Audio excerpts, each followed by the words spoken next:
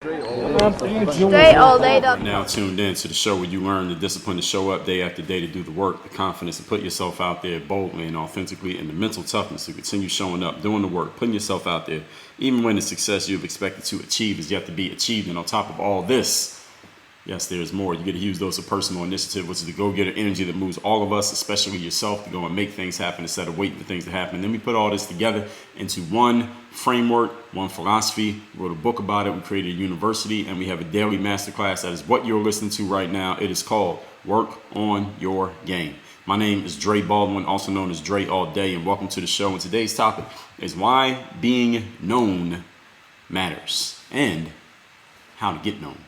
Right? Being known is one thing, but actually getting known is another thing. Why does this even matter? I came up on talking on this topic because I was reading an article that James Altucher wrote, and James is a writer and podcaster in his own right. But one thing he shared in this particular article was that somebody took this national award-winning book from years ago, like this book that won all these awards back in the 60s and 70s as a great book, and nowadays, in like 2020, whenever they did it, they rewrote the entire book. They took the whole book and just copied all the words and just put out a new book with the exact same content inside of it and submitted it to publishers to see if they can get the book published. Now, this is a book that had already won a bunch of awards decades ago. But when they submitted this same book with a different name and a different author to all these publishers these days, the book was rejected by every publisher that it got submitted to. And James makes the argument, he asked why did it get rejected? An argument that he makes is because the author was unknown. The author was unknown. The author had no platform. The book itself was not judged on the quality of the writing because the quality of the writing had already been proven to be accepted by the people who make book awards, the people who give out book awards. The book wasn't judged on that. The book was judged on who the hell is this author? What is their platform? Are we going to be able to sell this book? That's what the publisher is asking themselves whenever they do publishing of books. Now, I'm a person who's written, as of this recording, 27 books. I know how book publishers think. The first thing they ask is, who the hell is the author? They don't ask, is the book any good? They say, who's the author? Does this author have a platform?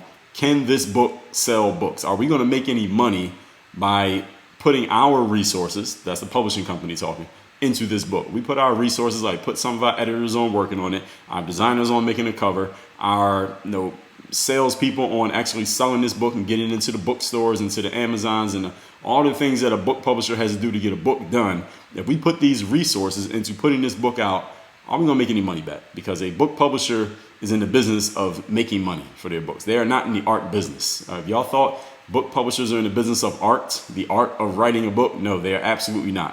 All right, they are in the business of making money. And how do you make money? Is people have to buy things. Doesn't matter if your book is any good, nobody buys it. No, because nobody's even going to know that it's good because they didn't read it. Right? Most of your books are going to get read after somebody purchases the book. Most people are not sitting in a bookstore reading a book. And most people are not going to read your whole book on through the Kindle, take a look inside. I don't even know if they let you see the whole book in those situations. But you understand the point that I'm making here? If you don't worry, because we didn't even get to the first point of the topic here today. The book is not judged on its merits, and most of us, we are not judged on our merits. We're judged on, does anybody know who the hell you are? Are you known? Do you have any type of clout, or I guess what they say nowadays, relevance in whatever space to make anybody even think about paying attention to what you have to say? I personally got my book deal for my book, Work on Your Game, because of my platform. That's the reason why I got the book deal. Not because I had this amazing speech that I had given and then somebody heard it and said, wow, we should make that into a book. I can tell you that that's the reason, because it kind of happened that way, but that's not the reason why I got the book deal. I could tell you is because I'm just this amazing writer and somebody just noticed my talent through reading my Instagram captions and tweets and said, man, this person should write a book. And then they went and just made the whole thing happen. I could tell you that, and it could be kind of believable, and I can make it sound very believable, but that's not actually what happened. But who knows? Don't hold me to it, because I might still use that at some point in life. I might use that as a story as to how I got a book deal. The reason why I got a book deal is because when the publishing company started to look into me, and they started asking me, you've written all these other books, what have you done? Or they started asking themselves, this guy's written all these books, what has he done? They saw, this guy has written these books, but he's actually sold books. He's gotten the books into the hands of actual customers. Okay, this guy can sell books. That's the reason why they did the deal. Not because they so much believed in the work on your game philosophy, not because they so much believed in Dre Baldwin, not because they so much believed that this whole message of work on your game just needed to get out there to the world. They didn't care about any of that shit. What they cared about is, do we make money if we deal with this guy? Yes or no? That's the only reason that book happened. They judged me on my platform, not on the content of my character. Sorry, Martin Luther King. It still hasn't happened yet. Keep dreaming. Will you refer yourself to episode number 435? The title of episode 435, why you should care about rankings, top lists, and subjective opinions. Even though there are many times I tell you, you don't need to pay attention to other people's opinions or rankings or any of that, because sometimes the bottom line has nothing to do with those things. Sometimes the bottom line has everything to do with those things. Sometimes whether there is a line, whether there's a bottom line or even a top line, has everything to do with these things. So you should care about them on some level at some points. Again, that's episode number 435. You can refer yourself to that to listen to after you finish listening to this one. So let's get into our points. We ain't even got started yet. Point number one. Topic once again is why being known matters and how to get known. Understand that widespread approval, everybody, is about the bandwagon. You want widespread approval, man. You want a mass of people to know about you and care about you and co-sign you and believe in you and whatever other phrase you want to use that shows they have accepted you. What you need to keep your mind on is the bandwagon. That's what you're after, is the bandwagon. What do I mean when I say the bandwagon? Episode number 62. Yes, 62. Going all the way back to 2016. The topic, how to get people on your bandwagon. Any of you who is a sports fan, you're familiar with the concept of the bandwagon. And maybe some of you who are entertainment, music fans, the place I hear it mostly, though, is in the sports world. So, for example, between 2015 and 2019, the most popular team in basketball was the Golden State Warriors. Why were they the most popular team? Because they were winning the most games. And what happened is, when the Warriors started winning a bunch of games, all of a sudden, everybody was a Golden State Warriors fan. And you're looking at people like, wait, when did you become a Warriors fan, dude? You from Dallas. How all of a sudden you're a Golden State Warriors fan? I never heard you say anything about the Warriors. Now all of a sudden Steph Curry is your favorite player. When did this happen? All right, you just jumping on the bandwagon. That's what we say when sports fans all of a sudden become fans of a certain team just because they decide to jump on the bandwagon. My sister, for example, is from Philadelphia, like me, but she lived in the Bay Area for a while because she has one of her many college degrees she got from Stanford University. So she was trying to make some kind of claim to the Bay. She works in Los Angeles now. But when the Golden State Warriors are winning championships, she was claiming the Golden State Warriors. I'm like, yo, you're from Philadelphia.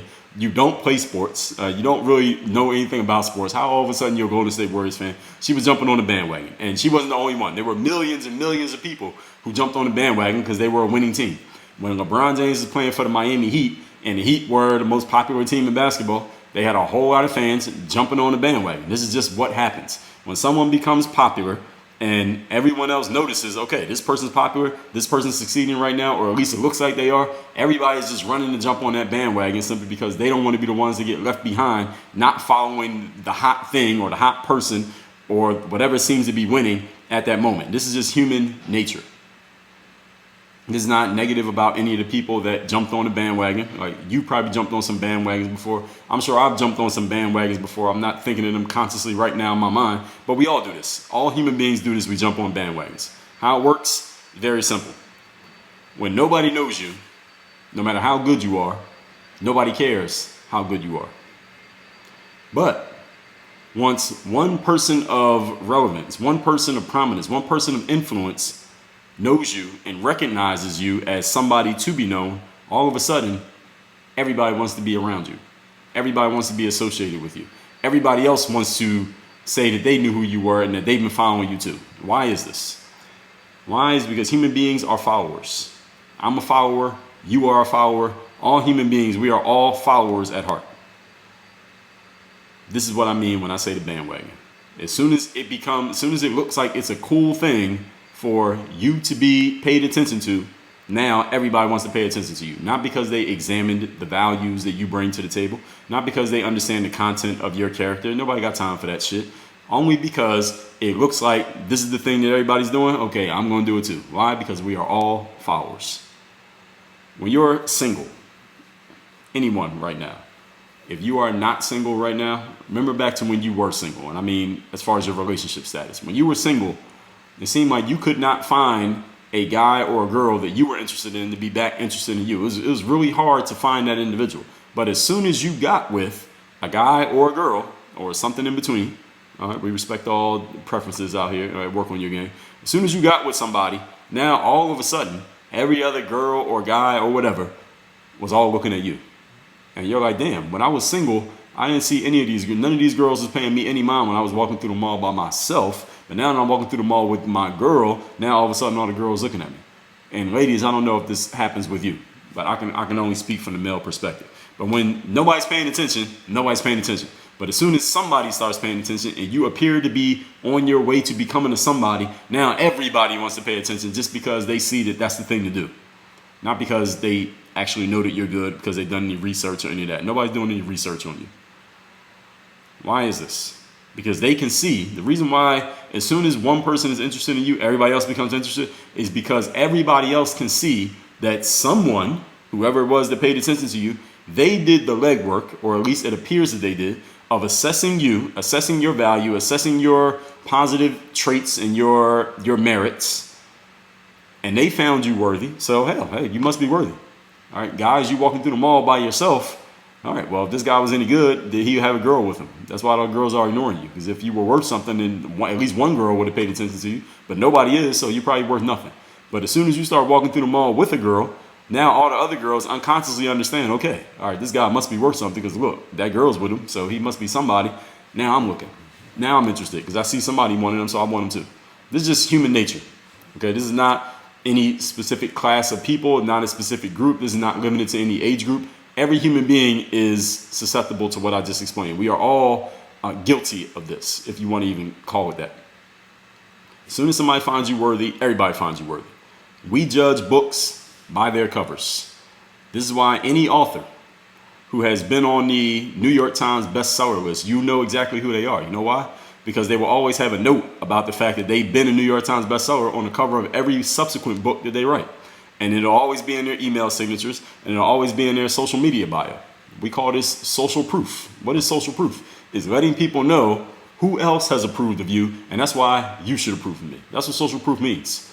When I tell you at the beginning of every episode of this show that the show's been out for this much time, we published this much content, we've been listened to this many times, what am I telling you? I'm telling you the social proof. I'm telling you why we are this good. When I tell you that I want to get X number of reviews on the show, I want to get it to 1,000 reviews by the end of 2021. What am I telling you? I'm telling you that, all right, we need to get these reviews because that's going to give us more social proof. But then when you go look and see how many reviews we already got, you're like, damn, this show must be good. Look at all these people who left reviews already. That's social proof.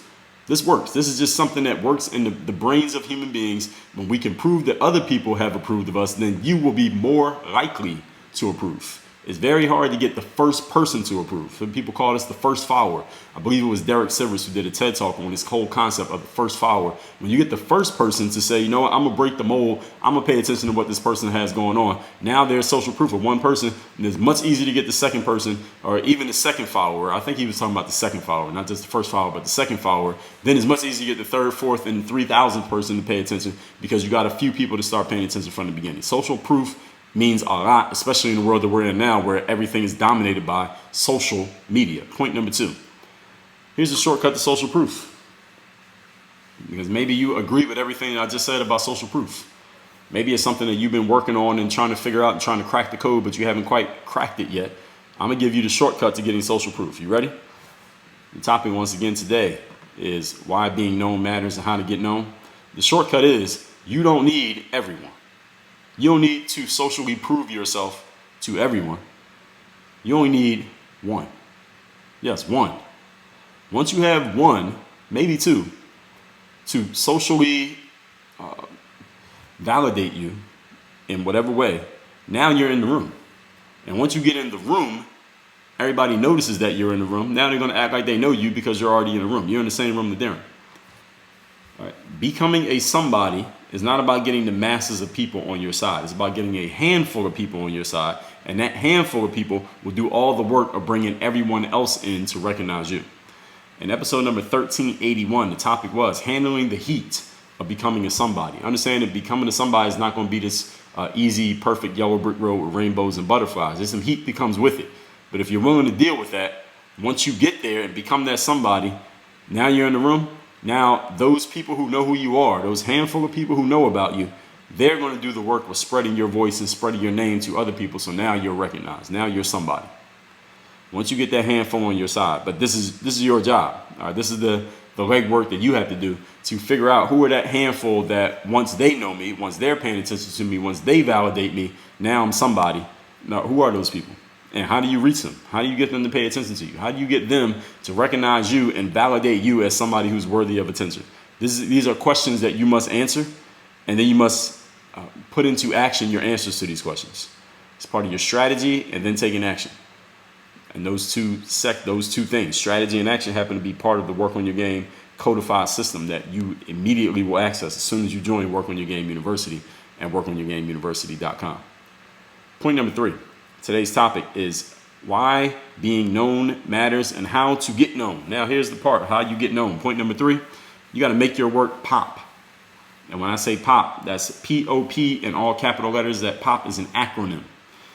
It stands for Peevy Original and Purposeful. And that title actually comes from a book that I read probably around 2000, and it's had to be maybe 2005, 2006. The book was called P.O.P, P.O.P with an exclamation point. It's written by an author by the name of Sam Horn, female, Sam Horn. And the book is all about how to make your ideas and your creative work stand out in a world where there's so many ideas and so much creative work being put out. And again, Sam Horn wrote this book early in the century, back before the internet was as inundated as it is now with material. It was inundated back then. It's even more inundated now. So shout out to Sam Horn for writing this book. Again, those 3 words, I'm going to define each one of them. Peevy. Peevy means concise and forcefully expressive. Original, the second word is original, being present or existing from the beginning, first or earliest. And the last word is purposeful, having or showing determination or resolve. Now, why do these 3 things matter? Because if you want to stand out and get into the minds of other people, let's look at all 3 of these. First of all, being peevy, concise and forcefully expressive. In other words, get your point across without taking up too much time or attention from another person, because other people don't have that much time and attention to give to you if they're not even sure if they give a damn about you yet. So that little window of time that you have of another person's life in order to get them to decide whether they care about you or not, you got to be peevy in how you present yourself. How can you hook somebody quickly enough that they're like, all right, you bought another 2 minutes of my time, tell me more. All right, you bought another hour, tell me more. All right, you bought another day, tell me more. All right, I subscribe to your show, tell me more. But if you can't get past the initial 10 seconds of interest, then forget about it. You lost that person. That's why being peevy matters. Concise and forcefully expressive. The second one is original, meaning you are the first, you are the earliest. You are present or existing from the beginning. This is something that people have not heard before, something that people had not considered before. Maybe they have heard it or considered, but not in the way in which you are presenting it. Now, you might not be the first person to write a book, but you're the first person to write a book about a certain subject. Maybe you're not the first to write a book about that subject, but you're the first person of your gender or of your age or of your race or of your color or of your generation to write a book about a certain topic. So how can you be original? What can you offer that nobody else is offering? That's a very important question, especially in this world where there's so much saturation on so many different topics. And the third one is purposeful, having or showing a determination or resolve. In other words, what are you going to do for the person who's listening? I get why you're doing it, because you like to podcast or you like to post pictures of yourself. But what's he going to do for anybody else? What's the purpose that you are serving? Even if the purpose you're serving is hidden, maybe you're not coming out so explicitly and saying what that purpose is, but you know what the purpose is. What is that purpose? What are you doing for other people? And sometimes we hit on the purpose of what we're doing for other people without even knowing it consciously what we're doing. When I first started publishing basketball videos, I wasn't doing it to draw an audience or even to help people out. I was doing it just because I had a VHS tape of a video and I wanted to put it in a digital format so that it wouldn't get destroyed. But I realized that I was serving the purpose of helping players out who wanted to learn how to play basketball. They didn't have anyone to teach them. So then when I became purposeful about the purpose that I was serving, that's when I started building an audience. I was forcefully expressive. I was giving people what they needed within the attention span time that they were giving me. I was original. Nobody else had been doing it yet. And it was purposeful. It was serving a purpose for other people. That's why I popped off the way that it did. It's hard to remember things that are complicated, people. Again, going back to being peevy. If something is complicated or requires a long explanation, First of all, people may not give you enough of their time for you to get through your explanation. Second of all, they're probably not going to remember your explanation. Therefore, you might as well not even say it, because they're not going to remember it. As soon as they walk away from you, they're going to forget everything that you said. So you want to make sure whatever it is that you're offering is concise and forcefully expressive so that it sticks in their minds and stops them in their tracks. Secondly, if you are a copy, you're doing more of what already exists, or you start to explain who you are, or you start to give a pitch about who you are and what you do, and the instant that somebody believes, all right, I heard that before, I already know what that is, they're forgetting about you because they're not interested. Or maybe they'll be interested because they're really interested in that thing. Or you say you're a baseball player, oh, it's interesting. I heard of baseball players, but I never met one. I never sat down and had lunch with one. Tell me more about playing baseball. Maybe you can get their interest that way, but being original means there has to be something about you that, at least to that person, is interesting. And the third one, if you're not serving a clear purpose, if you're not doing something clearly for another person, why would that other person ever pay you any mind? Trick question. They wouldn't. So you got to make yourself and your work pop in this way. Pithy, original, and purposeful. And then you've taken the first step to being known where it matters and to whom it matters, because all of these are relative. Right? Being forcefully expressive is relative. Depends on who you're talking to. Somebody could be forcefully expressive and tell me about how they feel about some asteroids that are orbiting Saturn right now. It doesn't matter to me. So is it forcefully expressive to me? No. But to a scientist who studies that stuff, is amazing. To an astronomer, that's an amazing idea. Being original. Again, maybe if you are very familiar with the basketball world, you've heard of people doing certain things, but someone who's not really familiar, they're like, oh, it's interesting. I've never heard of that before. Or purposeful. All right. Are you serving a purpose for the person to whom you are speaking? Everybody has different needs. So serving a purpose for one person is not the same as serving a purpose for another. So all of these things are relative, but when your work is popping, then you have taken that first step. So figure out a way to make yourself stand out. This is the way that you get started in getting yourself known. Let's recap today's class, which is why being known matters and how to get known. It was said that someone rewrote a nationally award-winning book from decades ago, used the exact same words, just put a different author's name on it, and the book was getting rejected by publishers left and right. Why is this? Because the publishers were looking at the author. They were not looking at the content of the book. They weren't looking at how good the book was or the quality of it. They was looking at the name of the author. Is this person known? The answer was no. The answer was rejected. This book is not coming out. So I talked about this again in episode number 435, why you should care about rankings. Go listen to that after you hear this recap. Number one, widespread approval is all about the bandwagon. I talked about this in episode number 62. When nobody knows you, nobody cares about you. But once one person knows you, everyone wants to know you. Why? Because all of us human beings, we are all followers. All right? And this is why we are all, these days, we pay a ton of attention to social proof.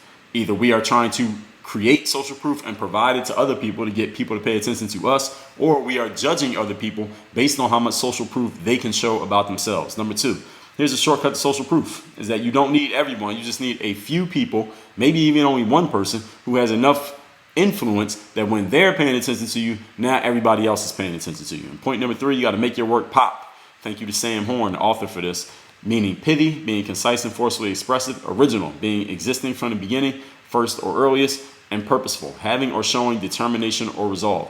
You can't remember things that are complicated. Copies blend into the scenery. And if you're not serving a clear purpose, what does anyone need you for? Why don't anyone even bother to remember you? Make yourself and your work pop, and you've taken the first step to being known where and to whom it matters, because all of these things are relative. When you're ready to get yourself known, meaning you develop your game, you go out and you create an opportunity and you show your game to where people are like, this person really has game, this person needs to be paid attention to, and then you get the social proof, then you can get the ROI. You want to get ROI for your game, meaning you want to get paid, you want to get paid attention to, you want to know that you fulfill your purpose. You need to join us in the university at workonyourgameuniversity.com. Again, that's workonyourgameuniversity.com, where we're going to start you with the codified Work on Your Game system so that you can start putting your game and your skills into real action and creating real results from it. You ready for that? Join us. Work on your game. Dre all day.